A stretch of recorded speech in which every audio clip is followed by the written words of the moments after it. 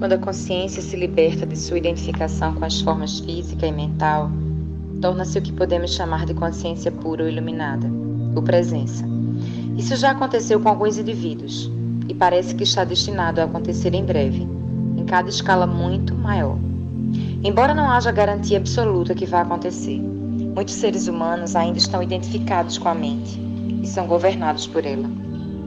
Se não se libertarem a tempo, serão destruídos por ela.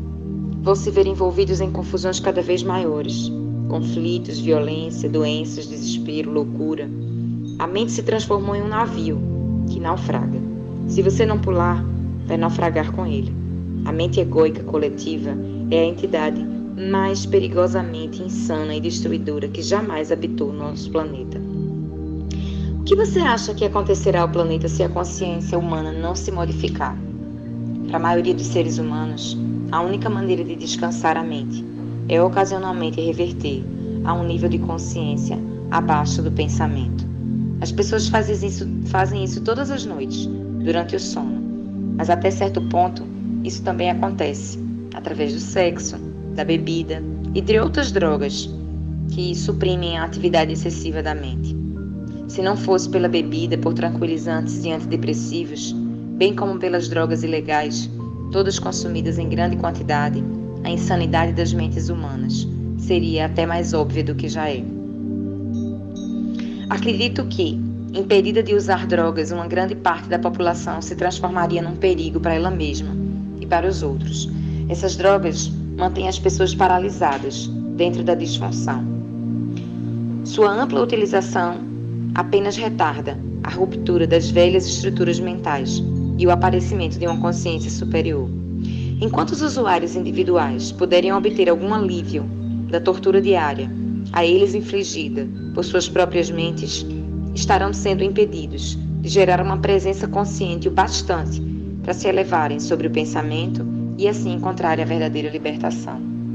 Retornar a um nível de consciência abaixo da mente, que é o nível pré-pensamento dos nossos ancestrais distantes e também dos animais e das plantas, não é uma opção válida para nós. Não há como retornar. Se a raça humana tiver de sobreviver, terá de passar para o estágio seguinte. A consciência está se desenvolvendo por todo o universo, através de bilhões de formas. Portanto, mesmo se não conseguirmos, não terá a menor importância numa escala cósmica. Nunca se perde um avanço na consciência cósmica. Ele simplesmente vai se expressar através de uma outra forma.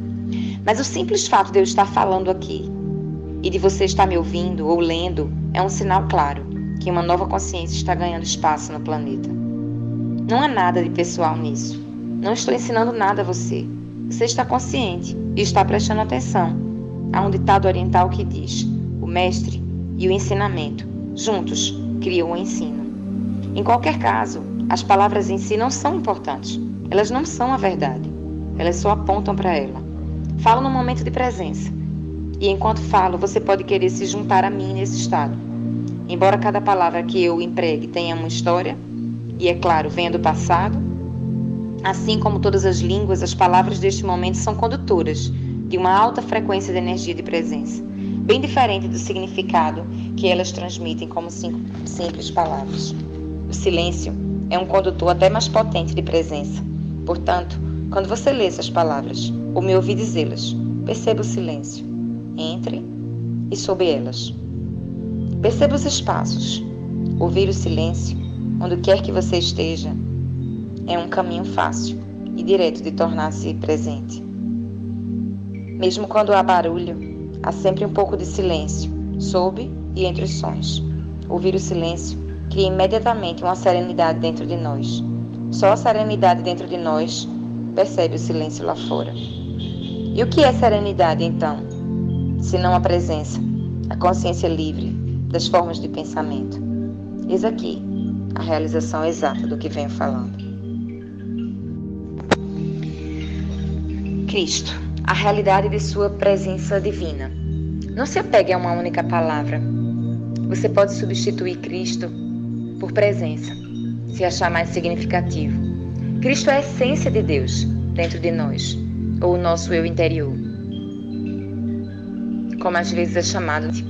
A única diferença entre Cristo e presença é que Cristo remete à nossa existência divina, sem se importar se estamos ou não conscientes dela. Ao passo que a presença significa a nossa divindade vigilante, ou a essência de Deus. Se admitirmos que não há passado nem futuro em Cristo, poderemos esclarecer muitos mal-entendidos e falsas crenças sobre Ele. Dizer que Cristo foi ou será é uma contradição. Jesus foi. Foi um homem que viveu há 2000 anos e exerceu sua presença divina e sua presença em verdadeira natureza. Suas palavras foram: antes que Abraão existisse, eu sou. Ele não disse: eu já existia antes de Abraão ter nascido. Isso significaria que ele ainda estaria dentro da dimensão do tempo e da identidade da forma. As palavras eu sou, utilizadas em uma frase que começa no tempo passado, indicam uma mudança radical, uma descontinuidade na dimensão temporal. É uma afirmação, ao estilo Zen, de grande profundidade. Jesus tentou transmitir diretamente, e não através de divagações, o significado de presença, de autorrealização. Ele foi além da dimensão da consciência governada pelo tempo e penetrou no domínio da eternidade. Foi assim que a dimensão da eternidade surgiu neste mundo. A eternidade não significa tempo sem fim, mas sim tempo nenhum. Assim, o homem Jesus se tornou Cristo, um veículo de pura consciência. E qual é a própria definição de Deus na Bíblia? Será que Deus disse: eu fui e sempre serei? Claro que não. Isso teria conferido realidade ao passado e ao futuro. Deus disse: eu sou o que sou. Aqui não existe o tempo, só presença. A segunda vinda do Cristo é a transformação da consciência humana. Uma mudança do tempo para a presença, do pensamento para a consciência pura. E não a chegada de algum homem ou de uma mulher. Se Cristo estivesse para chegar amanhã, revestido de alguma forma externa, o que ele ou ela poderia nos dizer, além do seguinte: eu sou a verdade, eu sou a presença divina, eu sou a vida eterna, estou dentro de você, estou aqui, eu sou o agora.